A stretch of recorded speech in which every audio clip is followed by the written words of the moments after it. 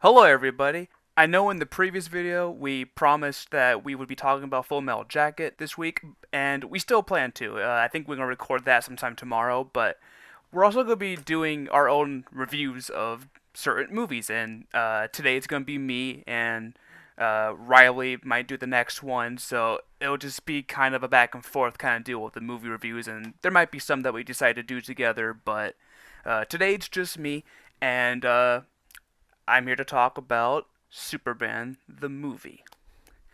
In today's climate of big, gigantic scale superhero action movies, returning to the original Superman feels like a breath of fresh air. This film basically spawned the superhero film genre, and not only that, but it's a legendary movie in its own right. Let's start with probably the best thing about this movie. Well, besides Christopher Reeve as Superman. It's the soundtrack by John Williams. This is some of the best work in his entire career. It's so good that the theme for Superman is pretty much synonymous with the character. Like when you think of Superman, you think of his theme. I also really love his theme for Lois and Superman. It's so great, and it's just so pretty and beautiful to listen to. The movie has one of the best openings to any movie ever. The sight of those blue words flying through space like that, with the soundtrack blaring through your speakers, it's such a great experience. And I was lucky enough to see this movie in theaters about a year or two ago because it was re-released for the 40th anniversary back in 2018.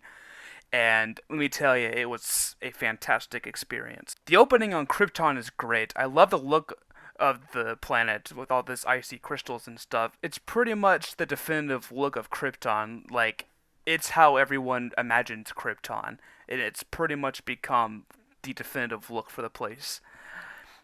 I love the moment whenever he makes the Fortress of Solitude and Jor-El appears to tell Clark who he is, and then Christopher Reeve is revealed as Superman. It's such a great moment, and it gets me excited every single time.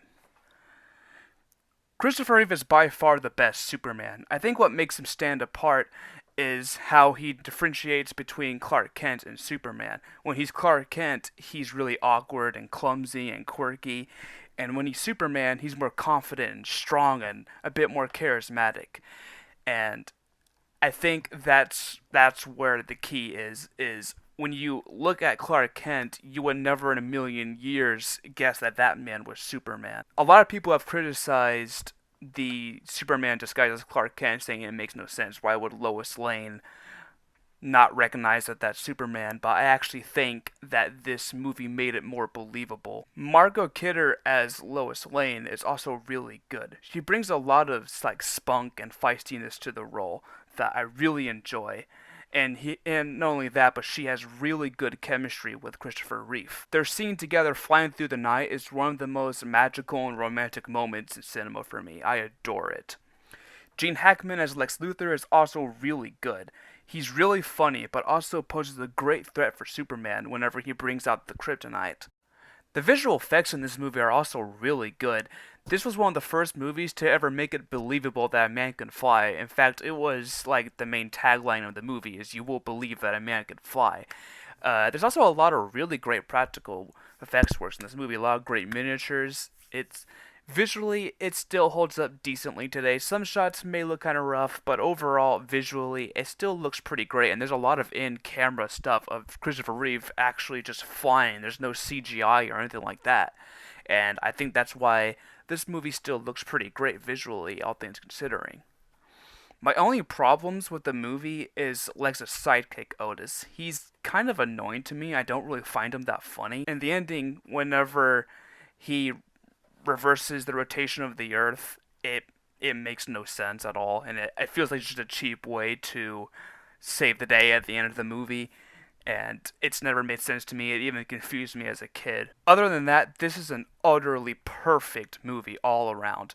And every time that I see that final shot of Superman flying and smiling at the camera at the very end of the movie, I can't help but smile back at him. I love it. It's such a good feeling for me.